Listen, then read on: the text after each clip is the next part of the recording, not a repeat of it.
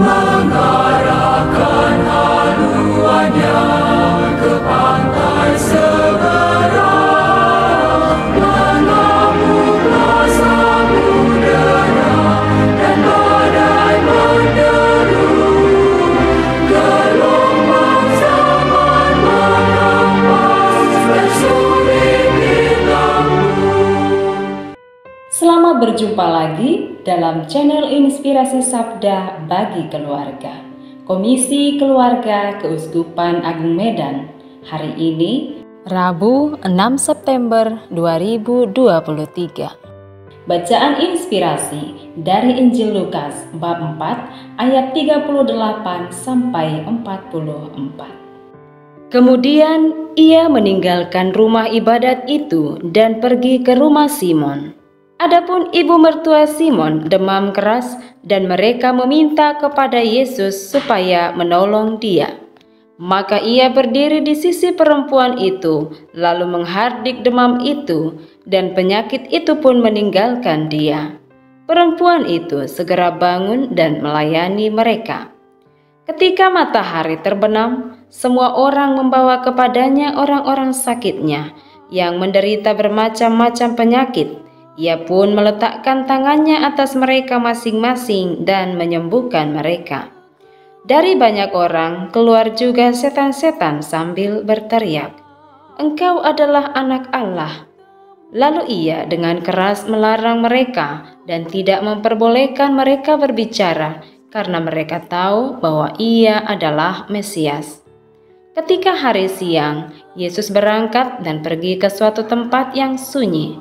Tetapi orang banyak mencari dia, lalu menemukannya dan berusaha menahan dia supaya jangan meninggalkan mereka.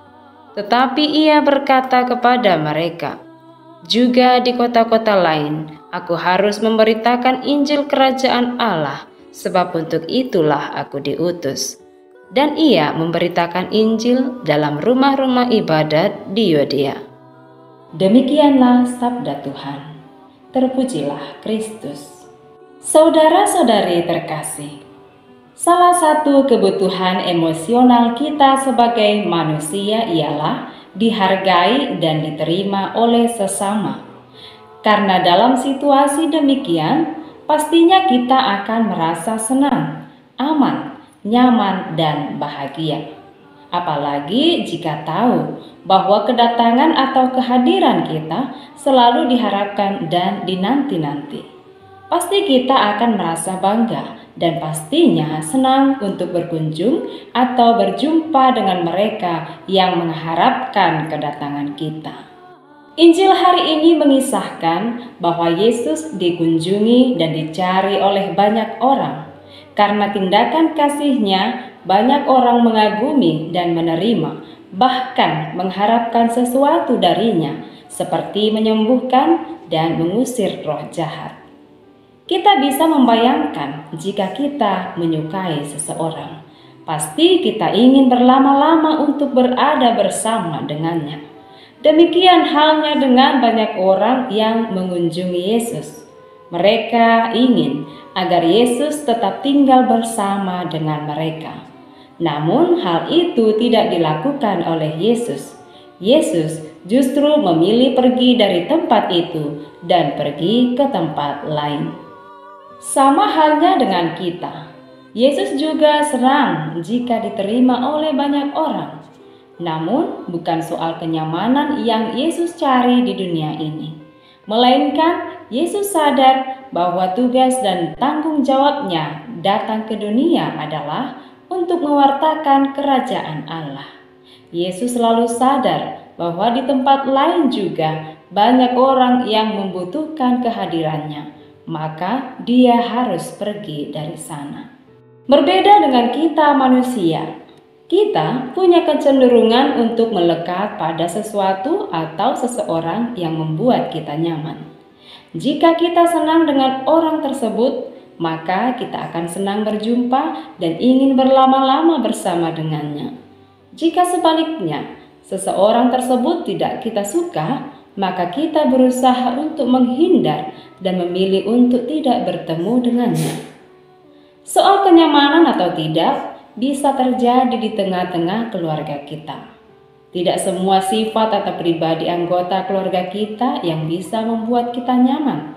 Sekalipun itu darah daging kita sendiri, pasti akan selalu ada pemikiran, ada ide yang bertentangan dengan kita, yang barangkali akan menciptakan ketegangan di tengah-tengah keluarga kita.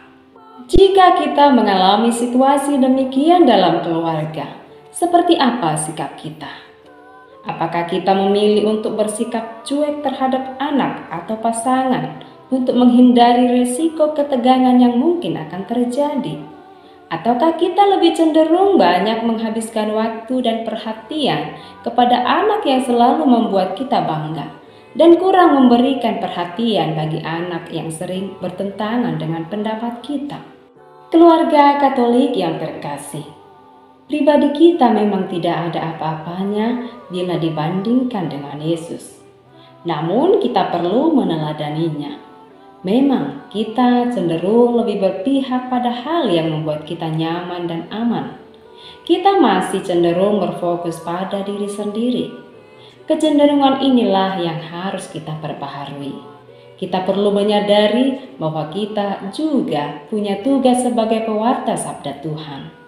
Salah satu syarat sebagai pewarta ialah rela dan bersedia diutus dalam situasi apa saja. Konsekuensi sebagai pewarta ialah kita harus berani menanggung situasi yang tidak membuat kita nyaman dan menyadari bahwa di tempat yang tidak membuat kita nyaman atau bahkan yang tidak menerima kehadiran kita sekalipun juga membutuhkan rahmat penyelamatan Allah melalui kehadiran kita. Semoga juga Tuhan memberikan kita sikap rendah hati dan ketangguhan iman, agar di saat kita dihadapkan pada situasi yang membuat kita tidak nyaman, kita tetap berdiri tegak dan bertahan pada kebenaran. Semoga. Amin. Keluarga